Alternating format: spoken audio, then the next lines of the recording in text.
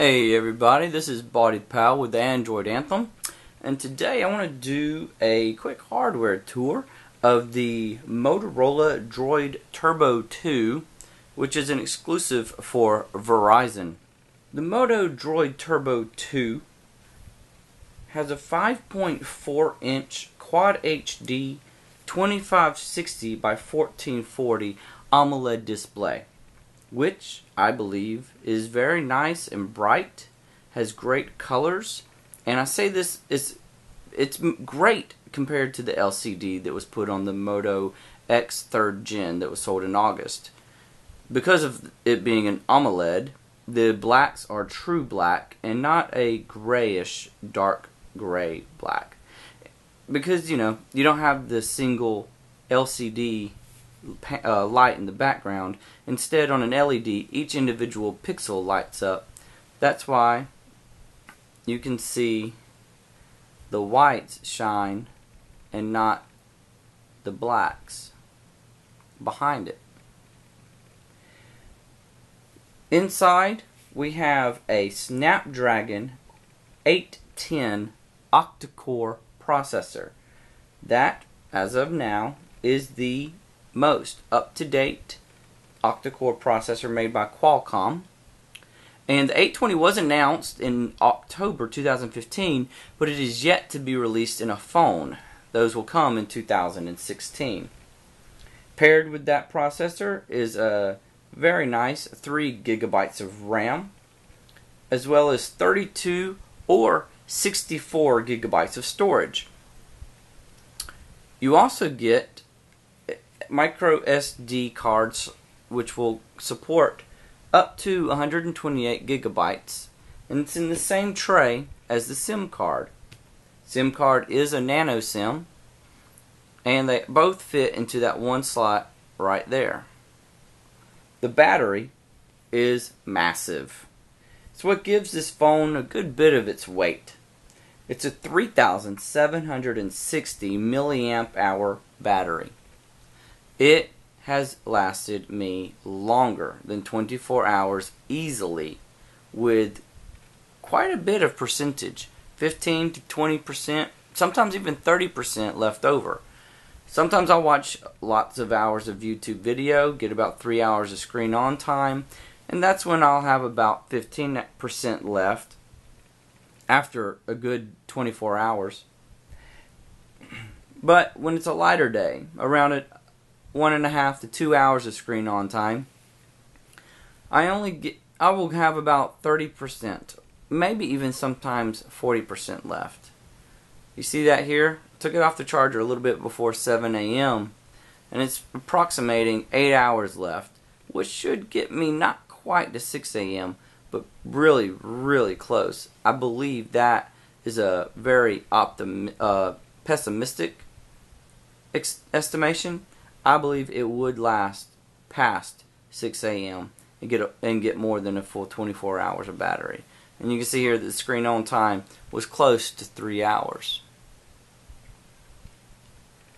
Let's talk about the cameras for a little bit. The camera on the back is a 21 megapixel camera. Let's get something here to take a picture of. Alright, there's your charger. It's a 21 megapixel camera, and this is shooting in a 4:3 aspect ratio in order to get that full 21 megapixels. If you shoot in the 16 by 9 aspect ratio widescreen, you only get 16 megapixels. See? Widescreen 16, standard's 21. Although it's a larger picture, it's not as many megapixels, and it takes a little bit longer to focus. I think that's over the entire camera. I've noticed that no matter which ratio you put it in, it does take it a little bit longer to focus, but it tends to focus quicker in the 4:3 ratio, where it's 21 megapixels. And you can slide to the left and quickly see those pictures that you just snapped. Here's a few samples of the camera. Took some of a Christmas tree and some paintings the other day. Let's pull those up. Look at the colors. This is the 21 megapixel 4.3 4:3 ratio. And those colors are beautiful. You can zoom in for some very nice detail as well.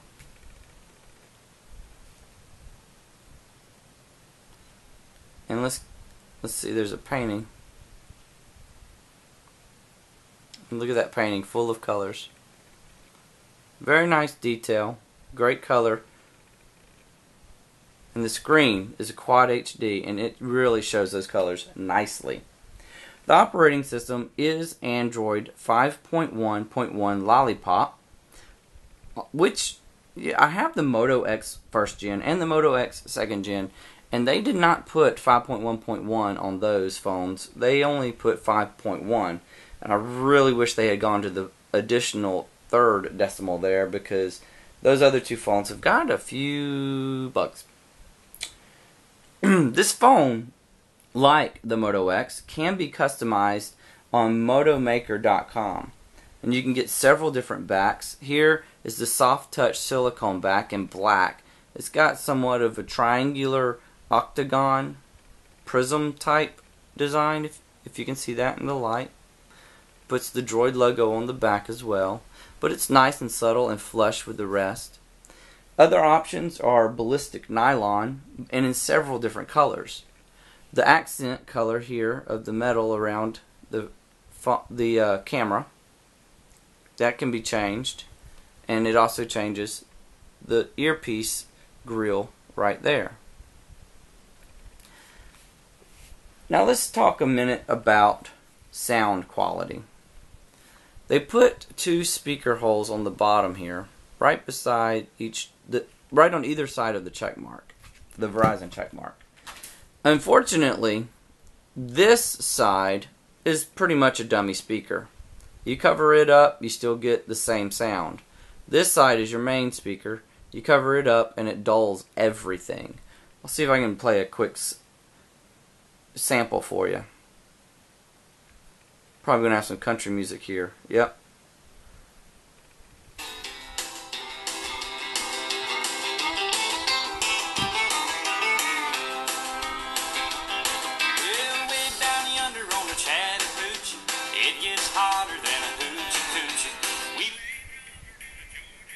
We got a little crazy, but we never got caught. Down by the river on a Friday night, talking about cars and dreaming about when. So, as you can see, while it's loud, it's easy to muffle it accidentally. If you were playing a game this way, it should be fine, but this way, your hand's covering up the good speaker. So you would have to make sure that you played your game with the speaker on your right hand side as to not muffle that sound. This phone also has Motorola's patented Shatter Shield technology screen. You see that? You hear that? It's partial glass, but mostly 5 layers of plastic. It'll scratch up really good, but it will not break. And the screen has the 5th layer is pretty much just a screen protector. And you can peel it off. I'm not going to, but you can peel it off from the corner like every other screen protector. And if you don't care for that Verizon check mark, that will come off with the screen protector. They sell additional screen protectors on Motorola's website, and those don't always have the Verizon mark either. Or you could get an aftermarket, I'm sure, off of Amazon or eBay. Though I don't believe that would help with your warranty if you were to actually. You can't crack it, you can't shatter it, but you can bend it, you can puncture it. That probably doesn't happen that often. It's not bulletproof, I don't believe. The material around the edge is an aluminum metal, and on the right hand side is your volume rocker and your power button. The power button has a textured feel, so that you can quickly tell the difference between it and the flat metal of the volume rocker. Not only is it smaller, and the volume rocker is longer, but that texture feel helps you identify it with your fingers. On the left hand side, there is nothing on the phone. On the bottom, you have a micro SD charging port. And on the top, you have the SIM tray, SD card slot, and a 3.5mm headphone jack. The back, which we've already been introduced to, has the 21 megapixel camera, dual LED flash, and a nice Motorola dimple. I still like that dimple because it falls right there on your first index finger and it helps hold the phone.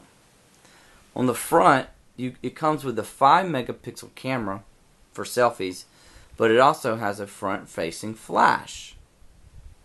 That's not the first time, but it is still relatively new for phones to have a front facing flash. Sorry there. What do I think about this phone? Personally, it took me a while, but I got used to it. In fact, so much so that I am seriously debating on upgrading my Moto X 2014 to this phone. I don't really care for all the Verizon bloatware, if you will. I've removed a good portion of it, but you got games here, you got Droid Zaps there, and it's all around. Go 90 radio, Panda Pop. See, all of that came on the phone. Mobile hotspot. All of that's bloatware, slacker. You can't get rid of all of it, but I wish you could, but you just can't. Put that to the side though, and the phone really holds up to anything. I mean, it's shatterproof. I haven't ever cracked a phone, but if I had shatterproof screen, I wouldn't have to worry about it at all. I would like to get a ballistic nylon black back with a red metallic metal around the camera housing and around the earpiece here. I'm a UGA fan, and those colors would go great with it. All in all, I was happy with my experiences with this phone as far as the hardware is concerned. Okay, Droid Turbo. Convert 170 grams to pounds. 170 grams equals 0.375 pound. Hey everybody, this is Body Pal with the Android Anthem, and today I'm going to give you a quick software tour of the Moto suite on the Motorola Droid Turbo 2 from Verizon. This is the same suite that you'll find on many of Motorola's telephones. Some leave out parts, and then the flagships have all of them, such as the Droid Max 2 and the Motorola Moto X 3rd generation, also known as the Pure Edition. So the app is actually called Moto. And after you've set it up, these are the main options you have. Assist will allow you to set activities or places to train your phone to do certain things. For instance, sleeping. I told it here that between the hours of 11 p.m. and 6 a.m., keep the screen turned off and only allow priority interruptions. That way, during the middle of the night, random emails coming in the early a.m. in the morning won't wake me up. You can also set it for driving so that it knows when you're driving, and it'll do things such as automatically turn on your music of any player that you choose, or tell it to talk to you. If you get a text message, it'll read it aloud and tell you who it is. If you're getting a telephone call, it'll tell you who is calling and ask you whether or not you want to answer it or disregard. You can also tell it to keep quiet, only allowing priority interruptions. It's really fun while you're driving to have the Talk to Me selected, and you basically never have to touch the phone to listen to that text message and even respond with the simple voice commands that you have built in, and it'll walk you through them in order to reply back to them or call them. Actions. This is when you have certain gestures of the phone that will do different things. For instance, the approach. Approach is when the lasers that are in the bottom corners and the top of the phone, when you reach for the phone, the display will show you the time and any notifications you may have.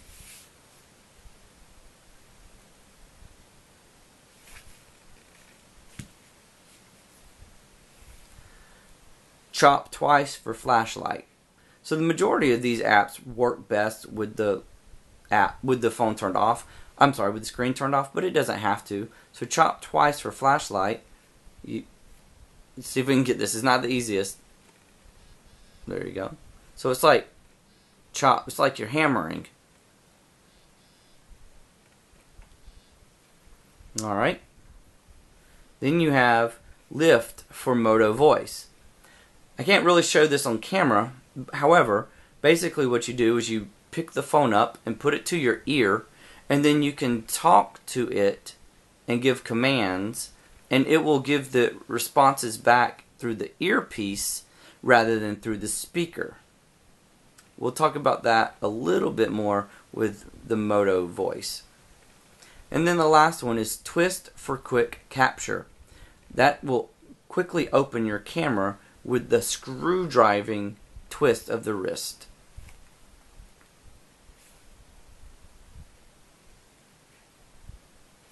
Let's do that again. 2 quick twists like a screwdriver. And there you have it. Those are very, very helpful.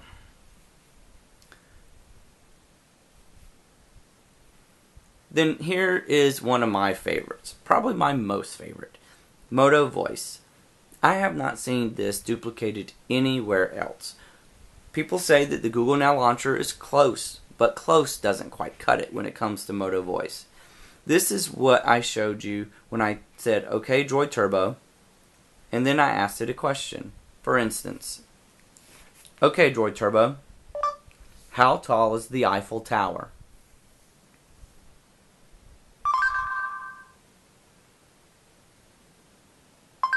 The Eiffel Tower is 984 feet tall. And notice my hands aren't even touching the phone to do any of that. So that's the greatest part. Even when the screen is turned off on the counter on the other side of the room, you can say the command or any launch phrase you choose to use. Mine just happens to be "Okay, Droid Turbo." And then you ask the question after you hear the chime. And it will only speak aloud to you if the answer is simple. If it's a complex answer, it will bring you the results in a Google search window, but it won't always read the answer aloud. And then lastly, you've got Moto Display. This is where it shows you at a glance any applications that you may have a notification for while it's just sitting there on the table. Now, this is when I showed you if I reached for it and the lasers pick it up, it'll show right there. And then you can touch it. So the only notification I have right now was the music app. So if I touch and hold, I can swipe up to skip the song, and every time I go over one of those buttons, I feel it vibrate. I can play the music. Never had a plan, just living for the minute. Yeah, way down yonder on the Chattanooga, you never knew how. That time I swiped too far up. That was my fault. That was a user error. But you can do other interactions as well. Skip. Or you can just plainly unlock. Also, you can dismiss it by swiping right or swiping left. Let me show you quickly. I'll send myself a text.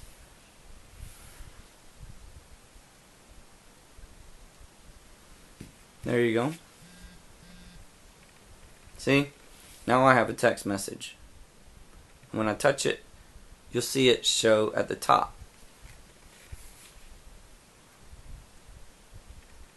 I can swipe left or right to dismiss.